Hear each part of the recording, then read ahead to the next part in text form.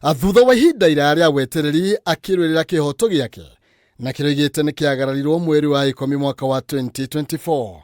Rĩu mũthenya wa kũmenya rĩũkana iteo harĩ cira ũrĩa Rigathĩ wa Gachagua gathĩkĩte igoti-inĩ inene ũrĩ gũkinya. Na rũciũ rĩkiuma ngo-inĩ ruoro rũgĩtema, Gachagua agakorwo akĩerekera igoti-inĩ kwamũkĩra itua rĩake. Akĩaria mũthenya wa ũmũthĩ kanitha-inĩ wa PCEA Karen, Gachagua oigĩte ena mwĩhoko mũnene na magoti maitũ wa gũtambũrũkĩrio kĩhoto gĩake, akĩĩranĩra gũgatĩa itua rĩrĩa rĩkarekererio.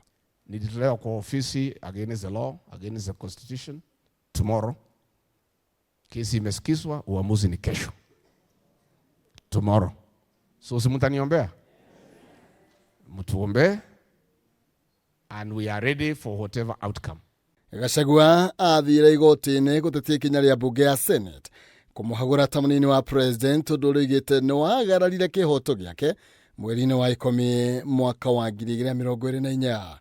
If the 3 judges rule that we were treated unfairly and against the law and the constitution and lift the impeachment and let us be, we shall be grateful to God, and we shall be very grateful that there is a justice system in Kenya that works. I have confidence that our judiciary is independent, is impartial, and will give justice to Rigathĩ Gachagua and millions of his supporters across the country. Na nĩ njũĩ rũciũ nĩ ũndũ ndikwenda kwaria mũno nĩ ũndũ ndĩ wakiri cira-inĩ ũcio. Whatever will happen, Your Excellency, together with our mom, Pastor Dorcas, I want to tell you, you will continue being our father, and Pastor Dorcas will continue being our mom, and we will be here. We will be here today, tomorrow, and the day after. If the ruling goes the other way, it is still okay. We'll still have an opportunity to go to the Court of Appeal and follow the legal remedies that has been provided by the Constitution. Acirithania atatũ a igoti inene arĩa makoretwo magĩthikĩrĩria cira ũyũ magĩtanywo gũkamuohora kĩana kĩrĩa agathikirwo nĩ mbunge na gũcoka kũrĩ hathara ĩrĩa agereire thutha wa kũhamũrithio nene-inĩ. If we win, we thank God. If we don't, we still thank God for his mercy and his greatness.